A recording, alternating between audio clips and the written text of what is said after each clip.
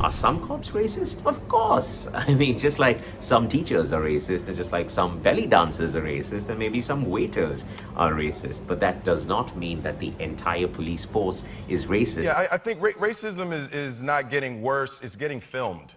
You have a child and you want a babysitter. You have two options on who is going to babysit your child. Is it a 17-year-old college-going drug addict or a Catholic priest? Hi guys, it's time for yet another YouTube video. This is my second video, and after my first one I really thought that I was going to be sitting on my ass, but I did not, and so I am very happy to say I'm back for my second. Yeah, just needed a pat on my back. Okay, so what are we talking about today? Black Lives Matter. Wow. Okay, now before we start talking about BLM, I just want to give you a little bit of a background, okay? I grew up in Zambia for the first 11 years of my life. Now, for those of you who don't know, Zambia is this little country in Africa, and I had such a great time. I had the best childhood ever. In fact, I would never trade my childhood for anything else in the world. Yeah, that's how much I loved it. So I have a lot of experience being around, black people. Well, not black Americans, but Africans. And I had such a great time. And also, a lot of people, like these days in India, a lot of people tell me that I actually have, African features. Yeah, they do say that, see my lips? Yeah, very juicy. I've been told so. And also my nose.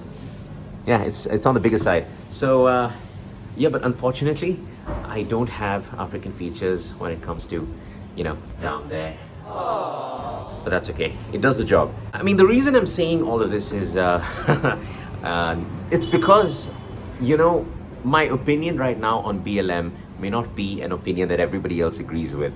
And these days, if you have an opinion that does not really resonate with everybody else, it's you're automatically called a bad person.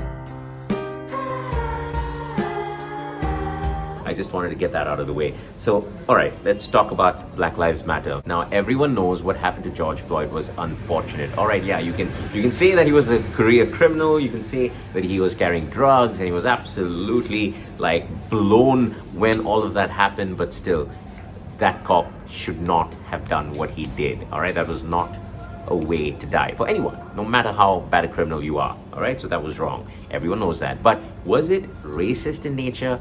Now, that's debatable. I'm not sure. Maybe it was. I mean, I don't know that cop, but a lot of you think it was racist in nature. When you talk about Jacob Blake, on the other hand, now, if you watch Jacob Blake's video very closely, you will see that he was very aggressively moving away from the cops and getting into his car and reaching for something. And also a lot of people say that why didn't the cops try to tase him or tackle him? Well, it turns out they did. All right, you need to check all your facts before you go around saying things. And so they did try to tase him, they did try to tackle him, and all of that did not work. And he aggressively moved towards the car and was reaching for something, what was a knife. I mean, later on they found out that he was trying to reach for a knife. And so the cop had to act in self-defense. But yeah, why would he shoot him 7 times? Now that is something that, I don't know. Okay, it happened. But again, was it racist in nature? I don't think so. Look, I really don't think it was racist in nature because, I mean, you were dealing with a criminal there, and this is what police are trained for, unfortunately, and especially in the US, this is how things work. And, a lot of times people are like, all right, but why? It's police brutality. Yes, it is police brutality. Is there police brutality in the US? Is it higher compared to other places in the world? Yes, it is. But why do you think that's happening? I think it's because of their gun laws. I think because you don't have gun control, everyone's carrying a weapon. Okay, so now if you're a cop and you're aware of the fact that everybody else is carrying a weapon, then of course you're going to be worried for your life. And so you will do things that maybe other cops don't do in other parts of the world. So I genuinely do think it's about gun control. So are all cops racist? No. Are some cops racist? Of course. I mean, just like some teachers are racist, and just like some belly dancers are racist, and maybe some waiters are racist. But that does not mean that the entire police force is racist. And if you think the entire police force is racist, I really think it's just a ridiculous thing to just assume. Yeah, so police brutality is the bigger problem than racism. Yeah, I think racism is not getting worse, it's getting filmed. And the police brutality comes from the fact that everybody wants to be free and the Second Amendment and everybody wants to carry a gun. So, you can't like eat all the cake and still not be called fat. Oh, wait a minute. That does happen. Body positive. Yeah. The second thing that I think is that a bigger problem than racism is racial profiling. Now, I think all people are guilty of racial profiling, while all people are not really racist. Now, when I say that, I mean, and all kinds of profiling, not just racial profiling. Profiling is done across the spectrum, and we are all guilty of it, especially in India. Come on, I mean, we are the most racist towards each other. All Indians are racist towards each other for some reason. And yeah, but for some reason, we're never racist towards other people from other countries. I think that's also because we just don't have the confidence of feeling superior to any other race, which is really sad if you think about it. I mean, we got to work on our confidence levels. For example, even a Texas man, the whitest American, a man from Texas, is profiled against. I mean, think about it. Whether you're a black man, whether you're a Chinese man, whether you are even from Pakistan, you will profile a redneck from Texas. If you're having a conversation with him, you would feel like, oh, this is going to be annoying, and you just automatically assume that he's going to be dumb. So that's what profiling is, and I think everyone is guilty of it. Okay, forget that. I'll give you another example, all right? You have a child, and you want a babysitter. You have two options on who is going to babysit your child.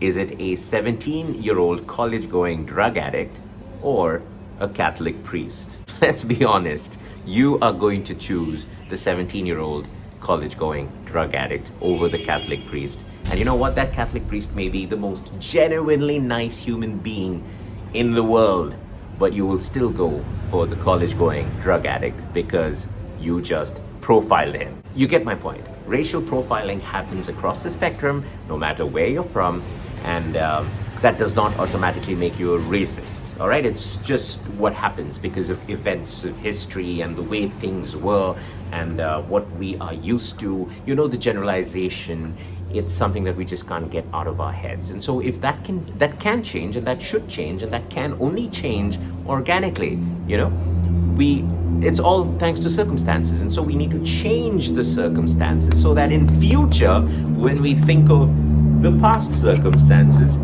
they won't be the same, so you don't have to profile them in the same way. So you can't just pretend it's not happening. It doesn't work like that. You can't just suddenly pretend that, crime was never committed by the black community, so we just need to pretend that never happened. It doesn't work that way. Unfortunately or fortunately, most of the crime being committed in the US is by the black community, and that is very unfortunate. Why did I say fortunately or unfortunately? No, it's unfortunately. And it is committed by the black community. Now, there are numbers and statistics that I was too lazy to dig up. So here's Candace Owens. Take 2018, for example, right? 13% of the population, Black Americans, accounted for 40% of all of the murders and something like 50% of all violent offenses in the country. That's not normal. Those are the facts. And I really don't care how those facts make you feel.